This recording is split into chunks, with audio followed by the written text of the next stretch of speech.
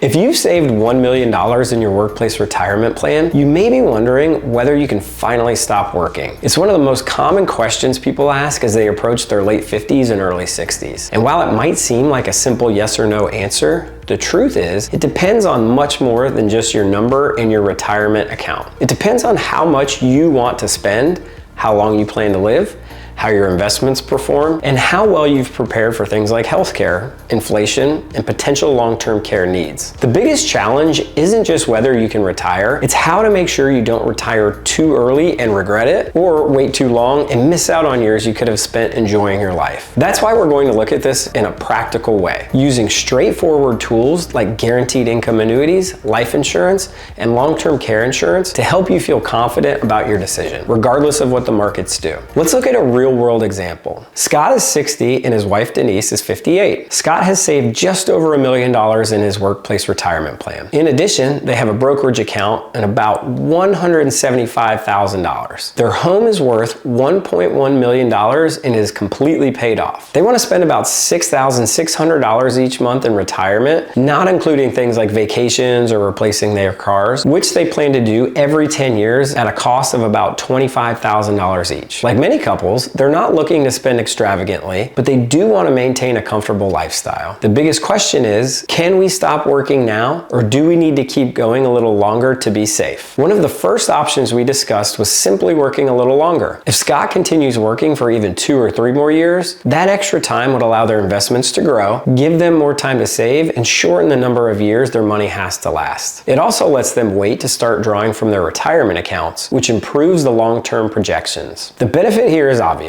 A stronger retirement foundation, more flexibility, and more breathing room. The downside? They would need to delay retirement and keep working a little longer, which could be frustrating if they're already feeling burned out or eager to enjoy more freedom. On the other end of the spectrum, we looked at what would happen if they retired now but spent less than planned. For example, if they reduce their monthly spending goal from $6,600 to $5,000, that smaller withdrawal could significantly increase the likelihood that their money lasts throughout retirement. It's a simple shift with a big impact. Cutting expenses by $1,600 each month doesn't sound dramatic, but when you stretch that out over 25 or 30 years, the result is a much more sustainable plan. The trade-off, of course, is less spending freedom during the years when they're healthiest and most active. But what if they don't want to work longer and don't want to cut back either? That's where guaranteed income products like annuities come in. An annuity is a financial product that provides regular, reliable income for life. By using a portion of their retirement savings to purchase an annuity, Scott and Denise can create a stable income floor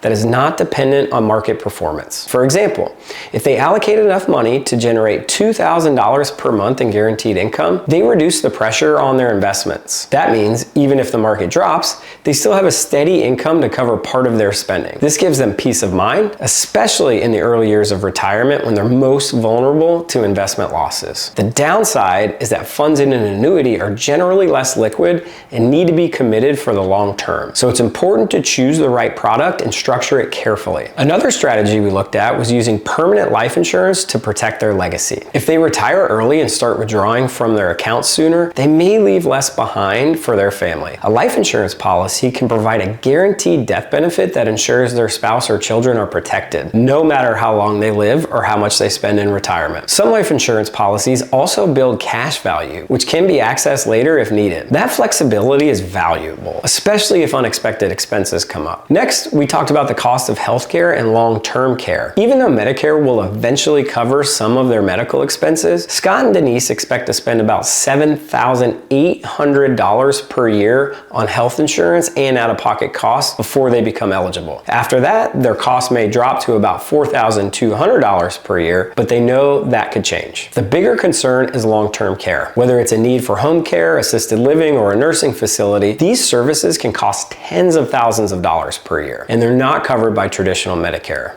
So to prepare for that possibility, Scott and Denise are considering either a long-term care insurance policy or a hybrid life insurance policy that includes long-term care coverage. These options help protect their savings from being wiped out if one of them needs extended care later in life. They're also considering working part-time for a few years as a bridge to full retirement. Even earning $40,000 per year from a part-time job or small business can make a big difference. That income means they can withdraw less from their portfolio during the first 5 years of retirement, which gives their investments more time to grow and recover from any market downturns. People often underestimate the impact of part-time income, but even modest earnings early in retirement can have a lasting effect on long-term financial security. Finally, we talked about the reality that spending in retirement doesn't stay the same every year. Most people spend more in their early 60s when they're active and healthy. Then spending tends to slow down in the mid-70s and beyond before rising again in later years due to medical expenses and potential care needs. This pattern is known as retirement spending smile. By modeling spending this way, Scott and Denise